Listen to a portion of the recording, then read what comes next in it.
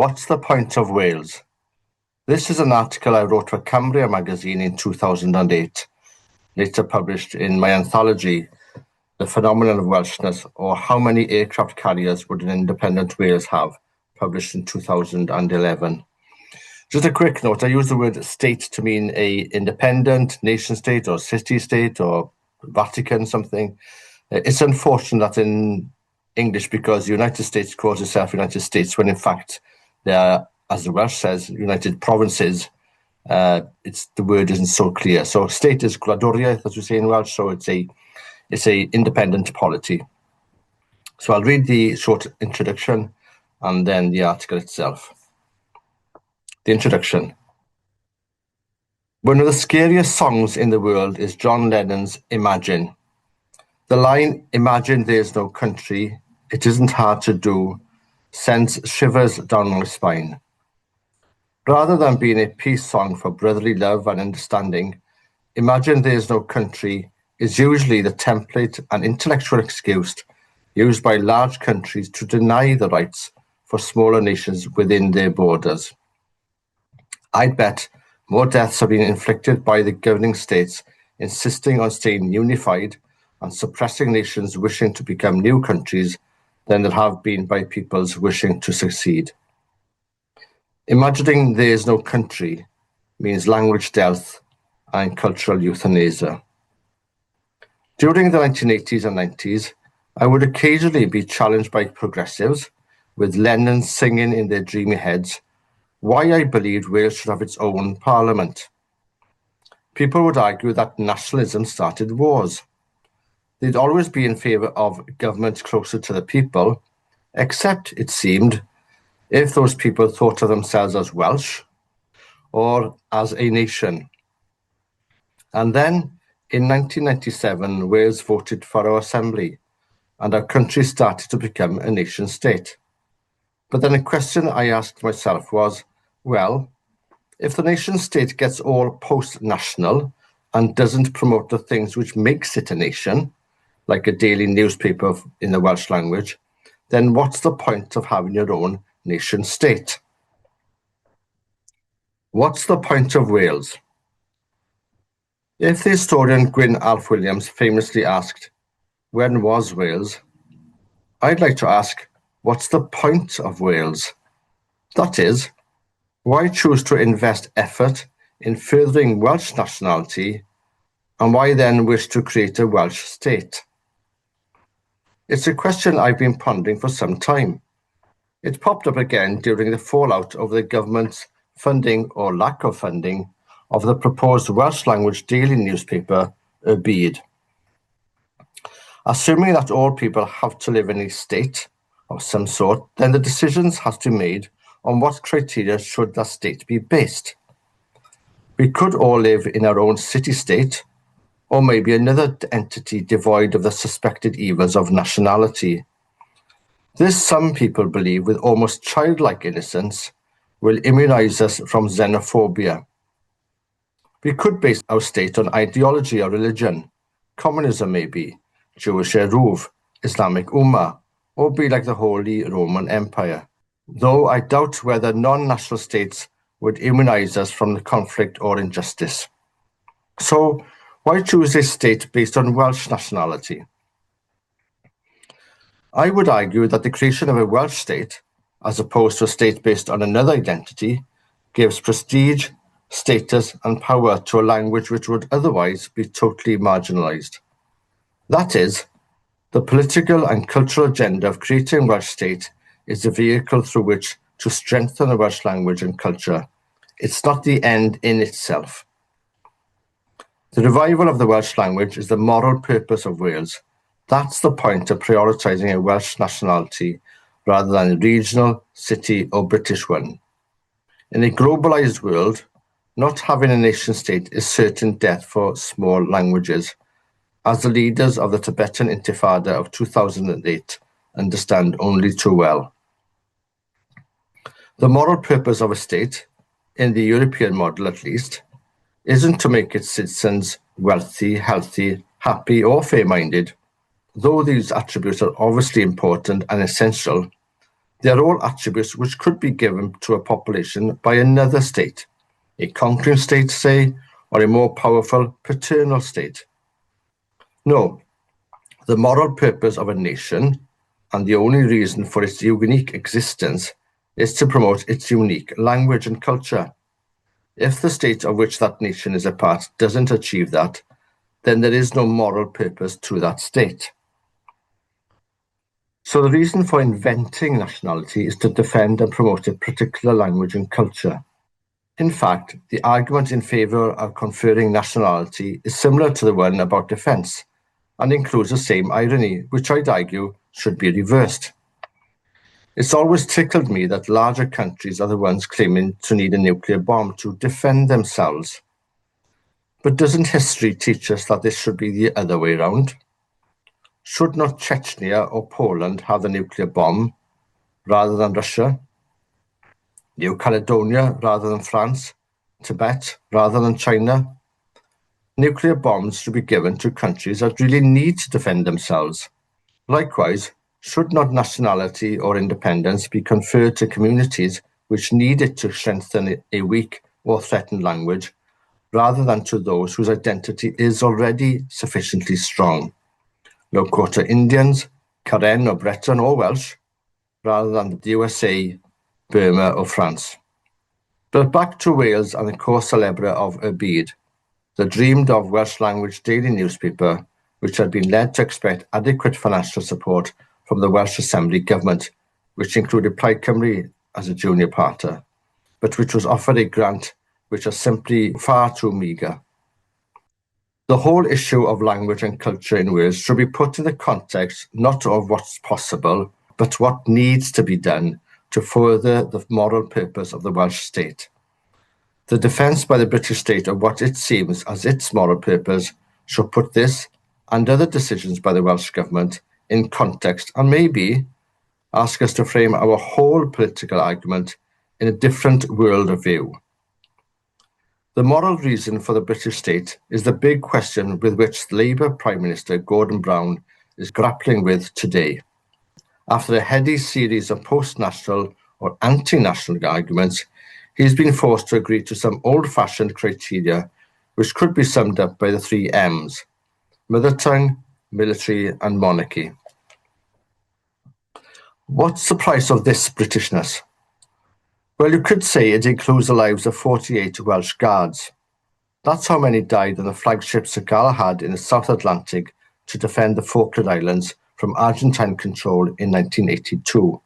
Now, unlike many Welsh nationalists, I believe the Falklands War to have been a just conflict, as, from a British point of view, a hostile force invaded a part of the national territory. Had the UK not defended that territory, then the whole question of the viability of its state would have been brought into question. Margaret Thatcher decided she had to fight back. Moreover, Argentina was ruled by a junta which was chucking good people out of aeroplanes or disappearing them. But that isn't to deny the fact that the Falklands War, more than just a war about oil or Thatcher's prestige or a fight against a fascistic junta, was an ethnic war. It was a war by an English-speaking community which didn't want to become a Spanish-speaking community. It was no different, in essence, to the recent Balkan Wars, First World War, Palestinian Intifada, or Glyndŵr's War. A case could have been made that incorporating the Falkland Islands into Argentina would have improved its economy, health service, and education. But that isn't the point of a state. The point of a state is to defend the language indigenous to that state. That, and that alone, is a moral point of having one's state. The actual defence of the English language, but never, it seems, Welsh, by war, is that an integral part of the morality of the British state. But the British state goes yet another step in its moral justification, and that this is the identification with the British military and even support for extraterritorial wars. These wars can be called crusades, the white man's burden, just wars, or liberal interventionism. but they all add up to what the French would recognise as la gloire, the price of promoting British glory. Well, in 2008, the Iraqi and Afghan wars alone cost £3 billion. War, the justification of war, are all essential parts of the British moral identity, with the Second World War being in all but name what the Russians call the Great Patriotic War. For, after all, what's the point of Britain if it doesn't have a military with which it punches above its weight? So, £3 billion is one price for promoting a moral reason for the British state. What are the other costs of promoting this moral purpose? Well, there's the British Council with its £500 million budget, and the BBC's World Service budget of £250 million, both for promoting British culture and the English language. And that's before we mention the Olympic-sized £9 billion for the 2012 London Olympics. These are all good, valid cultural strategies and show an inherent understanding by the British state of the importance of mother tongue and gloire. On the other hand, the entire budget of the National Assembly of Wales's Heritage Department for the defence and promotion of our moral purpose is a mere £156 million. It's worth keeping these figures in mind when our politicians, and yes, we the public, discuss culture. Which brings us on to the debate about the funding of y byd, which means the world in Welsh. The sum offered was £200,000, or, to give some context, 0.2% of S4C's annual budget. Since the inception of the Assembly, the prestige of publishing in Wales has increased, but I'm still struck by the discrepancy between money thought acceptable for publishing compared with that which many think is vital for television. Possibly, the poverty of our economy is as nothing compared to the poverty of our ambition, and the whole debate about what is politically acceptable in the financing of publishing in Wales needs to be seen in another context. Many of the arguments against allotting additional money for y byd centred on the incompatibility of the state funding of daily newspaper. This, of course, is a valid argument, but seems to ignore the fact that in many countries the state does subsidise daily newspapers and the press in general. The British state has also funded the English language press in the UK and here in Wales through laws which first created English speakers and then English readers, thus preparing a viable market for the English language press. The Acts of Incorporation, as I call the Acts of Union of 1536 and 1542, between Wales and England, made English the sole official language in Wales and also funded a network of courts, schools and bureaucracy, in effect, an English Language Act. The Education Act of 1870 made English the sole language of instruction in Wales and, by doing so, created a new market for the English language press among the Welsh-speaking working classes.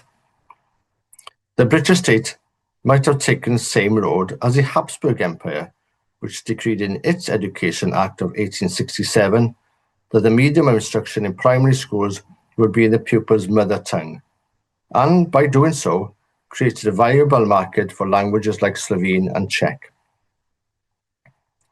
The Education Act of 1870 was supported by a massive investment of capital in the building of hundreds of new schools, training and paying thousands of new teachers, and publishing hundreds of thousands of books.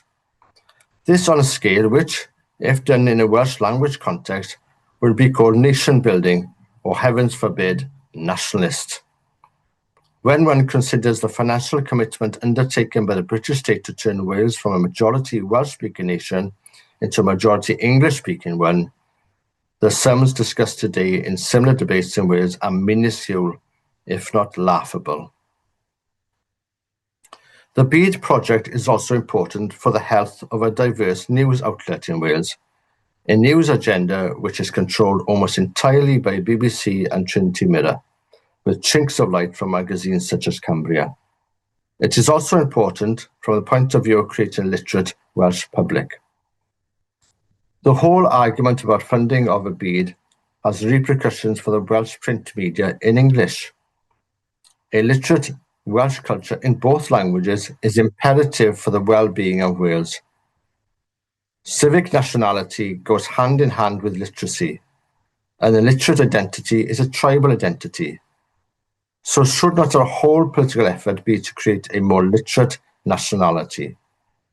Should not the Welsh state do all it can to make publishing in Wales easier? Thankfully, the Assembly government has acted on this in various degrees, but many would like to see a quantum change. Why not tax exemptions for Welsh publishers?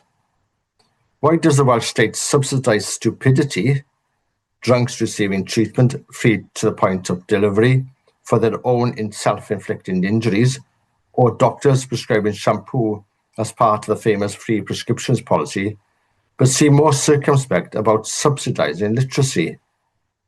For instance, just 0.5% of the Assembly's health budget amounts to some £40 million, or almost a quarter of the current budget of the Heritage Department.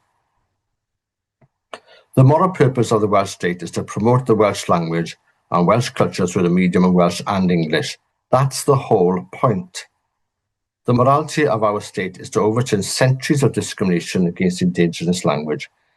Everything else can be done by another state.